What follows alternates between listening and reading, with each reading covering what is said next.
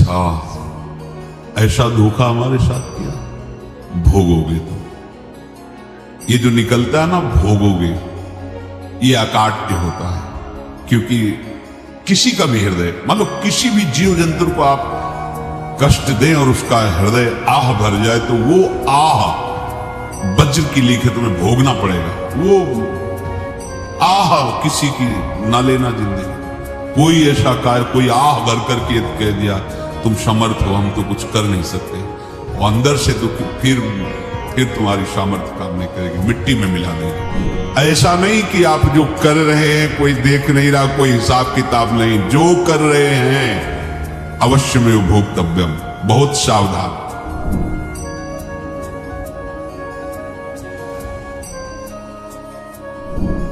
जीव स्वयं नित्य निरंतर कर्मों के जाल को रच रहा है और अपने आप को बांध रहा है। आपको मुक्त होना है, बंधना नहीं है। जीव का जन्म कर्मों के अनुबंध से होता है, कर्मों के बंधन से होता है, और उसको अपना ऋण चुकाना होता है। कर्मानुबंध ये बहुत सूक्ष्म विषय है। जैसे आप जिस परिवार में जन्म लिए हैं, तो उस परिवार के लोगों से आपका ऋण है, इसलिए उसी परिवार में आप आए हैं। और ऋणानुबंध उसको बिना चुकाए या बिना वसूल किए आप वहां से जाएंगे नहीं। आपको लेना है तो वसूल करना है, और देना है तो चुकाना है। ये पूर्व के जन्मों से निश्चित किया गया है। जैसे किसी के यहां पुत्र हुआ, जन्म से ही पैसा खर्चा शुरू हुआ, बड़ा हुआ तो उद्दंडता के द्वारा मार पूरे परिवार को क्लेश पर क्लेश देता चला जा रहा है। ये तुम्हारे कर्म का फल है। या ऐसे शक्तिहीन बुद्धिहीन ऐसे पागल में पूरे जीवन सेवा करो, तुमसे अपना हिसाब चुकाने के लिए वो आया है। अब परिवार के जो सदस्य जुड़े आके, मतलब पत्नी आते ही पूरी हृदय में आनंद, परिवार में आनंद, और जीवन भर वो आनंद ही सुख देने के लिए उसका जन्म हुआ। वो अपना ऋणानुबंध मुक्त, और आते ही भयंकर क्लेश खड़ा कर दिया, बीच में दीवार और झगड़ा, और ऐसा फिर अतरे दिन मारपीट शुरू, कलह अशांति, पूरा जीवन नरक हिसाब करने आए। यहां ऋण चुकाए बिना कोई जा नहीं सकता, ऋण चुकाना पड़ेगा। किसी का ऋण वसूल करना है तो किसी को ऋण चुकाना है, दोनों काम करने होते हैं। अनेक जन्मों में अनेक लोगों के साथ हमने जो बर्ताव किए हैं, अच्छे या बुरे, वो होंगे। अब किसी आदमी को हम जानते नहीं, अचानक मिला, अचानक टक्कर लगाओ, मार पीट गाली गुप्ता सब कर दिया, चुपचाप सह लो। क्यों? ये आपका हिसाब है, पूर्व का हिसाब। हमारा उससे कोई द्वेष नहीं, कोई संकल्प नहीं। अचानक घटना घटी और हमसे द्वेष करने लगा, हमें पीटने लगा, हमें गालियां दे, ये हिसाब है, चुपचाप सह जाओ। अपने घर का भाई ही भारी दुश्मन बन गया और क्लेश दे, हिसाब है। एक प्रभुदत्त ब्रह्मचारी जी की वाणी में पढ़ा था, एक महात्मा जी भ्रमण करते थे, तो उस समय असरफियां चलती थी, मोहरे असरफियां, उनको भेंट में देते लोग। तो या तो ठाकुर सेवा में लगे तत्काल, या संत सेवा में तत्काल लगे, उसका संग्रह करके डोलना ये ठीक नहीं है बैरागी के लिए, सिद्धांत में ये ठीक नहीं। तो जब 2, 4, 6, 8 ऐसे मोहरे हुई, तो उन्होंने विचार किया कि और भ्रमण करके जब काफी मोहरे हो जाएंगी तो प्रयागराज में जब कुंभ पड़ता है, एक बार पूरे सब अखाड़े के संतों को, अलग अलग संप्रदाय सब संतों को बुलाएंगे और सबको खुआएंगे। अब साधु है तो यही विचार करेगा, और क्या विचार करेगा।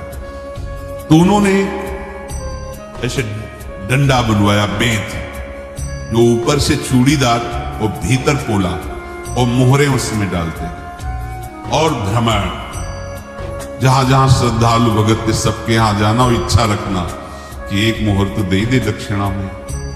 कामना कोई भी हो वो बांधती ही है, ध्यान रखना। इसीलिए प्रभु जो चाहे वो करे।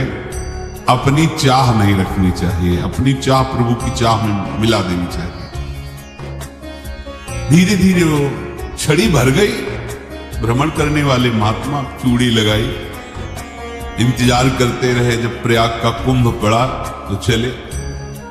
तो रास्ते में एक गांव में पूछा जाता है जैसे कहीं रुको कि कोई श्रद्धालु ऐसा है जो संत सेवी है। तो कुछ लोगों ने बताया हाँ एक परिवार है बहुत संत सेवी है और आपको मिलाते हैं उनसे। आइए घर में रुका, खूब अच्छा हलवा पूड़ी पवाया और जो घर के मालिक थे चरण दबाए। चरण दबाते दबाते उनकी दृष्टि पड़ी उस डंडे पे, इतना मोटा और ऊपर से कुछ चूड़ी सी भी नजर आ रही। इस डंडे में तो कोई रहस्य है ही है।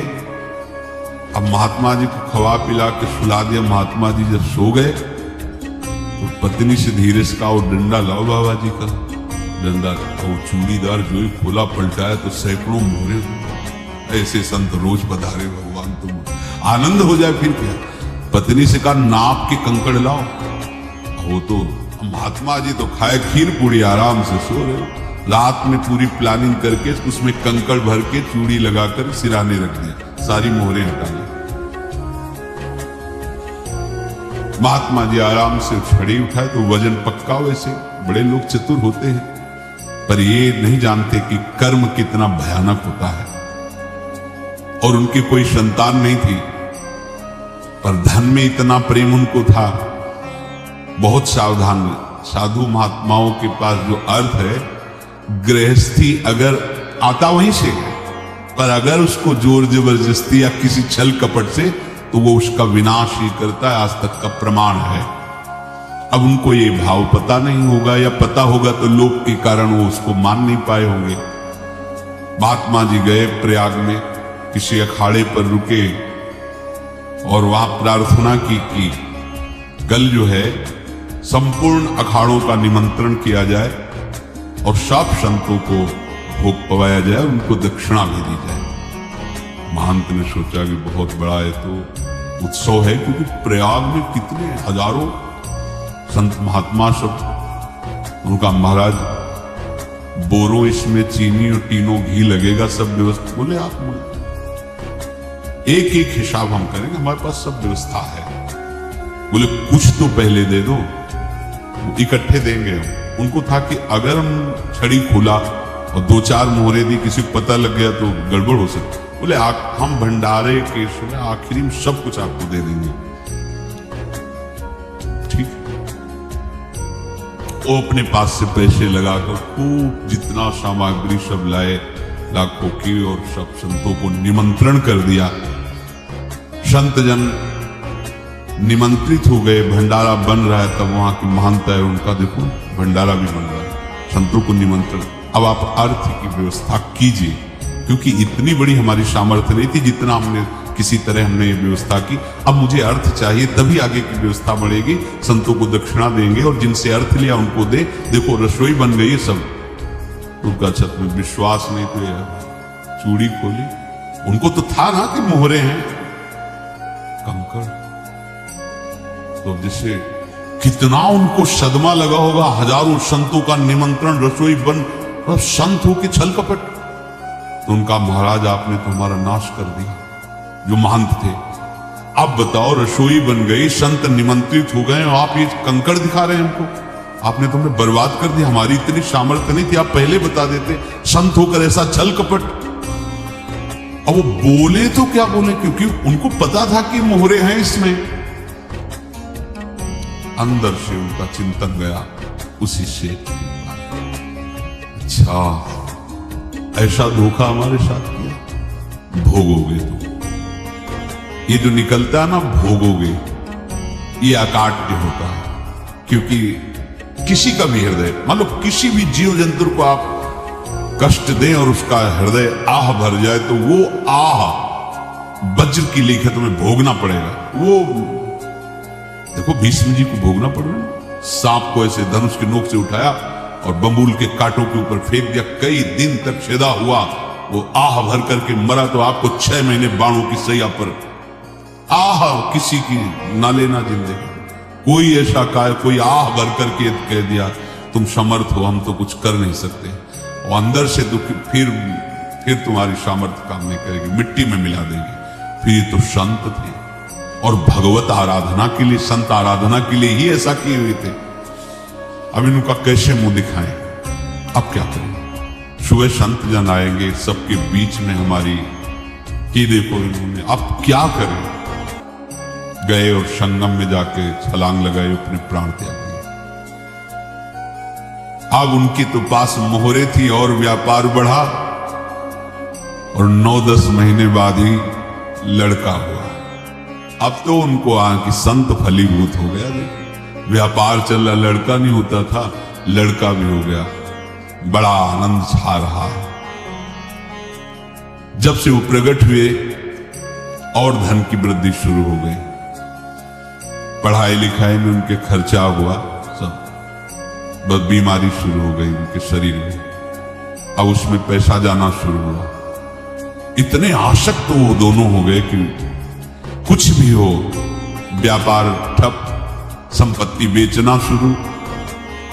तो उन्होंने कहा कि बेटा मैं क्या कर सकता हूं तुम्हारे लिए? बोले हमारी अंतिम इच्छा है प्रयाग चलो, और जितने प्रयाग में संत महात्मा सबको एक बार भंडारा करो, हमारी इच्छा अंतिम है, क्योंकि अंतिम यही इच्छा थी। बोले अब ज्यादा संपत्ति तो नहीं रह गई, तो बोले घर बेच दो, मेरे लिए ही तो है, बेच दो। मुझे लगता मैं बचूंगा नहीं, पर मेरी अंतिम इच्छा पूर्ण कर दो। घर बेच दिया, जेवर बेच दी। वहां गए, जब संत सेवा की तो बोले मुझे संगम तक ले चलो।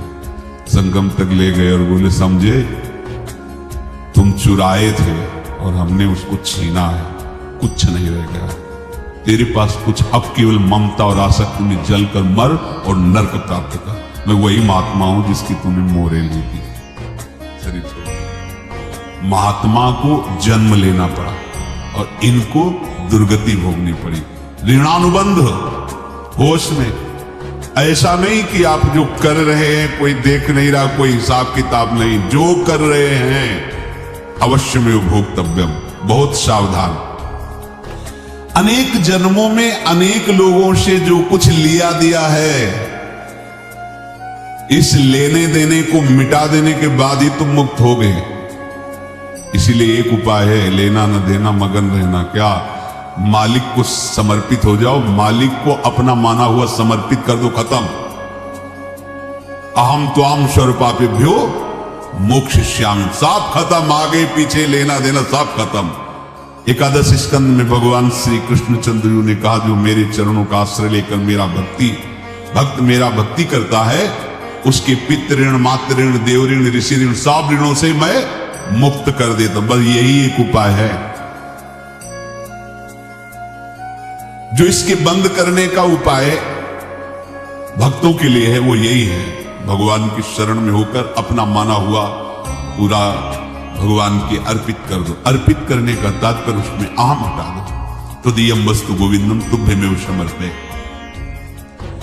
जिनसे तुमने सेवा करवाई है उनकी सेवा करनी पड़ेगी, जिनसे तुमने जो कुछ लिया है उनको देना पड़ेगा। ये लेने देने का व्यापार जब तक समाप्त नहीं होगा तब तक तुम्हारा जन्म मरण चलता रहेगा। अब आपको यहां समझना है, यदि आपसे किसी ने पैसे लिए बेईमानी करके नहीं दे रहा है तो आप उसको गाली मत दीजिए, आपने बेईमानी की थी इसलिए आपकी बेईमानी हुई है, ले गया, कोई बात नहीं है, बंधन से मुक्त हुए, जो बोझा था चला गया। उसको ऐसा ना देखे कि ये बेईमान हमारे रुपए मार लिए, अब जो कुछ होगा देखेंगे। अगर आप आगे नया कुछ करते हैं तो फिर आगे का हिसाब आपको भोगना पड़ेगा, ध्यान रखना। ऐसा नहीं है कि आपको भोगना नहीं पड़ेगा। एक ही उपाय है कि अब जो शरीर धारण किए इसी में जो भोग ले, आगे ना होना चाहिए। तो क्या करें? सर्वतो भावेन भगवान की शरण में, ये तो सर्वाणि कर्माणि मयि सन्न्यस्य मत्पराः अनन्येनैव योगेन माम ध्यायन्तु उपासते तेषाम् अहं समुद्धर्ता मृत्यु संसार से। ये बड़ा कठिन है पार होना, कोई छोटी मोटी बात है। एक महात्मा बाल्यावस्था से भजन करते थे, शालिग्राम भगवान पास रखते थे और उन्हीं की आराधना करके बस पाठ